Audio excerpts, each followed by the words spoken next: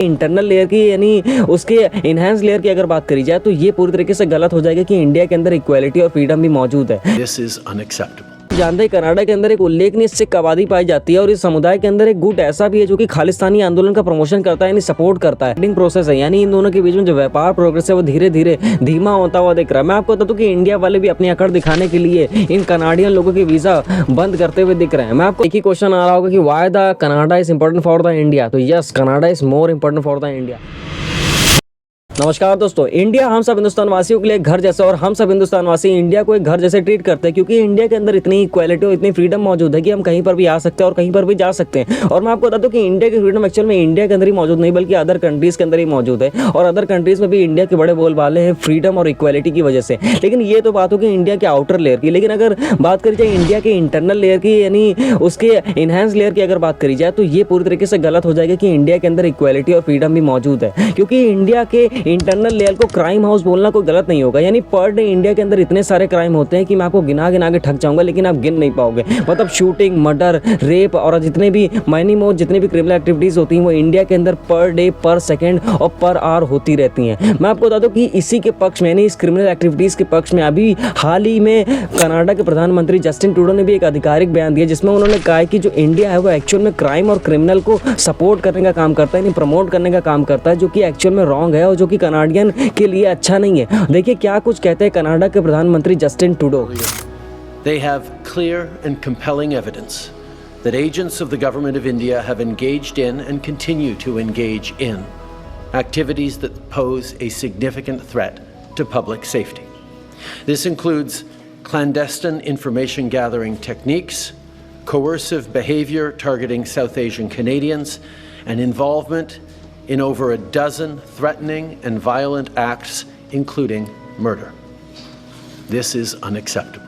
देखिए Justin Trudeau के इस बयान के पूरे वर्ल्ड में स्प्रेड होने के बाद पूरे वर्ल्ड में एक बात तो जाहिर हो गई कि इंडिया और कनाडा के बीच में डिप्लोमेटिक वॉर चालू हो चुकी है। और मैं आपको बता दूं कि इस डिप्लोमेटिक वॉर का जो एक्चुअल में हिंदी होती है वो होती है कूटनीतिक युद्ध, जिसका अर्थ होता है कि कोई देश बिना हिंसा का सहारा लिए हुए युद्ध करता है। और इस युद्ध का जो मतलब होता है वो एक्चुअल में ये होता है कि वो एक्चुअल में आर्थिक दबाव डालने की कोशिश करता है अदर कंट्रीज़ के ऊपर। साथ ही साथ जितने भी उसके इन्फॉर्मेशनल वेयरफेयर होते हैं यानी जो मीडिया और जितने भी इन्फ्लुएंसर होते हैं उनका सहारा लेकर वो अदर कंट्रीज़ को कमज़ोर करने की कोशिश करता है, जैसा कि कनाडा भी इंडिया को करने की कोशिश कर रहा है। देखिए अगर बात करी जाए इंडिया और कनाडा के बीच में अभी किस तरह की रिलेशन है तो मैं आपको बता दूं कि इन दोनों कंट्रीज के बीच में अभी रिलेशन बिल्कुल भी अच्छे नहीं है। मतलब इन दोनों कंट्रीज के बीच में बड़ा ही तनाव देखने को मिल रहा है। मैं आपको बता दूं कि जैसा कि आप जानते हैं कनाडा के अंदर एक उल्लेखनीय सिख आबादी पाई जाती है और इस समुदाय के अंदर एक गुट ऐसा भी है जो कि खालिस्तानी आंदोलन का प्रमोशन करता है यानी सपोर्ट करता है। और मैं आपको बता दूं कि इन आंदोलन का सीधा पर्सपेक्टिव सिर्फ यही है कि इंडिया में पंजाब के अंदर एक सिख राज्य की स्थापना करी जाए। और मैं आपको बता दूं कि इंडिया ने भी काफी विरोध किया इस आंदोलन का।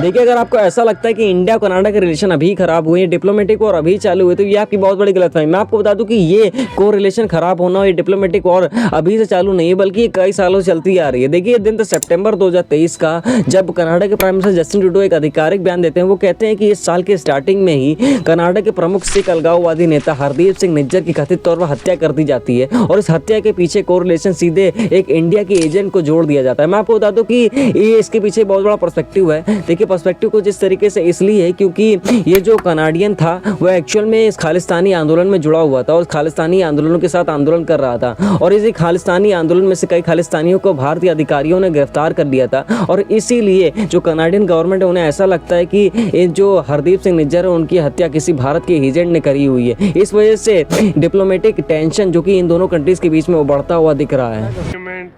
So there is no excuse. The Indian, they are terrorists. They kill our brother in Vancouver, Surrey.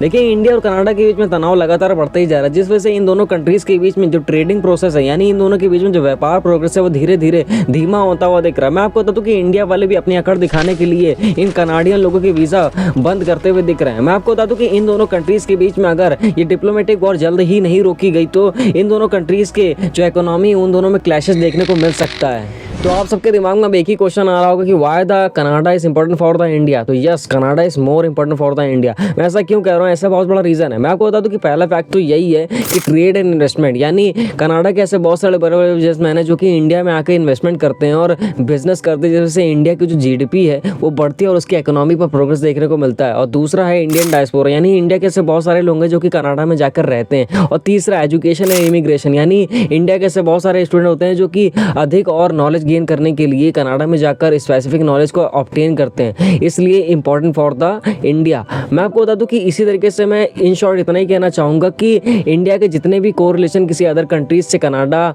के साथ साथ खराब हैं उसे सही करना चाहिए। फॉर एग्जाम्पल के लिए चाइना, नेपाल, पाकिस्तान, श्रीलंका और अदर जितनी भी कंट्रीज जिससे रिसेंटली उसके रिलेशन ख़राब होते हुए दिख रहे हैं, उससे अपने रिलेशन को सही करने की ज़रूरत है, क्योंकि इंडिया एक्चुअल में इन सब कंट्रीज़ के ऊपर पूरी तरीके से डिपेंडेंट है, चाहे वो वेपन के लिए हो, चाहे किसी एक्सपोर्ट के लिए हो या किसी इंपोर्ट के लिए हो। तो इंडिया को अपने रिलेशन को अच्छी तरीके से अच्छा करना चाहिए।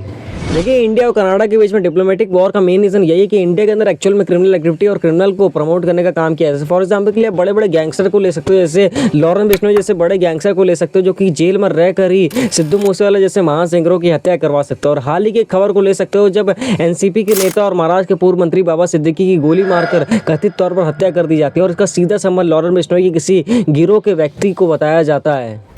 और इस बात को साबित करने के लिए कि ये लॉरेंस बिश्नोई की किसी गिरोह के आदमी ने करवाई है, इसको साबित करने के लिए लॉरेंस बिश्नोई के कथित सहयोगी शुभू लोनकर उर्फ शुभम लोनकर अपनी फेसबुक प्रोफाइल पर एक पोस्ट करते हैं जिसमें अनुज थापन की मौत को सीधे सिद्दीकी की हत्या से जोड़ा जाता है। मैं आपको बता दूं कि अनुज थापन वही है जो कि 14 अप्रैल को सलमान खान के एक अपार्टमेंट पर बाहर गोलीबारी करते हुए पकड़ा गया था और 1 मई को इसने कथित तौर पर आत्महत्या कर ली थी। चलिए मैं आपको बताता हूँ कि एक्चुअल में इस पोस्ट के अंदर क्या लिखा गया था और शुभम लोनकर ने इस पोस्ट में आखिरकार क्या लिख के पोस्ट किया था, तो मैं आपको पढ़ के सुनाता हूँ।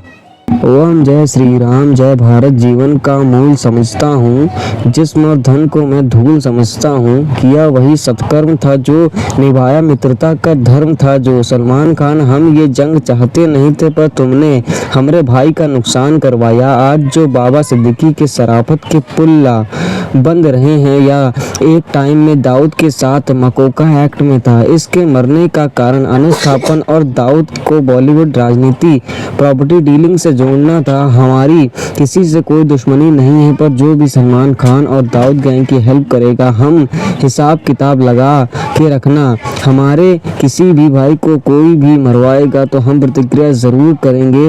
हमने पहले बार नहीं किया था। सलाम शहीद नू। देखा आपने, ये खुद ही हत्या करवाते हैं और खुद ही बताते हैं कि ये हत्या मैंने करवाई है, जो करना हो कर लो। मतलब इस तरीके की डिसेबिलिटी भारत के अंदर देखने को मिल रही है, तो अदर कंट्रीज क्यों ना कुछ कहे। मैं आपको बता दूं कि ये डिसेबिलिटी एक्चुअल में सहन नहीं करी जाएगी और इसे जल्द से जल्द रोक ही देना चाहिए। मतलब अगर ये क्रिमिनल एक्टिविटी जल्दी ही नहीं रोकी गई तो एक समय ऐसा आएगा कि ब्रिटिश साम्राज्य जैसे सोच सकते हो कि शुरुआत में आज़ादी से पहले भारत का हाल था, उस तरीके से भारत का हाल अभी मॉडर्न ज़माने में हो जाएगा। मैं आपको बता दूं कि अपना देश भले ही 15 अगस्त 1947 को आज़ाद हो गया, लेकिन इन क्रिमिनल एक्टिविटीज़ और इस क्रिमिनल एक्टिविटीज़ को अंजाम देने वाले जितने भी लोग हैं वो एक्चुअली एक ब्रिटिशर्स के लोगों की तरह ही व्यवहार कर रहे हैं इंडिया वालों के साथ। तो हमें जल्द से जल्द इन्हें रोकने का प्रयास करना चाहिए। सो फाइनली गाइस, जाते जाते मैं इंडिया गवर्नमेंट से यही अपील करना चाहूँगा कि इंडिया के अंदर जितने भी क्राइम हो रहे हैं, जितने बड़े स्तर पर क्राइम हो रहे हैं, उन्हें लीगल तौर पर उनके प्रति एक्शन लिया जाए। जितने भी क्रिमिनल एक्टिविटी करते हुए या इन्वॉल्व होते हुए उसमें पकड़े जाएँ, उन्हें कथित तौर पर सजा सुनाई जाए। और उन सबके लिए मैं 2 शब्द कहना चाहूँगा जो कि एक्चुअल में इस क्राइम से जूझ रहे हैं, और ये बेंजामिन फ्रैंकलिन के ये शब्द हैं। ये शब्द कुछ इस तरीके से है कि न्याय तब तक नहीं मिलेगा जब तक कि जो लोग अप्रभावित हैं वे उन लोगों की तरह क्रोधित ना हो जो प्रभावित हैं। तो आप सबका बहुत बहुत शुक्रिया पूरी वीडियो को देखने के लिए। चलते हैं, मिलते हैं नेक्स्ट वीडियो में, तब तक के लिए bye bye, tata, see you.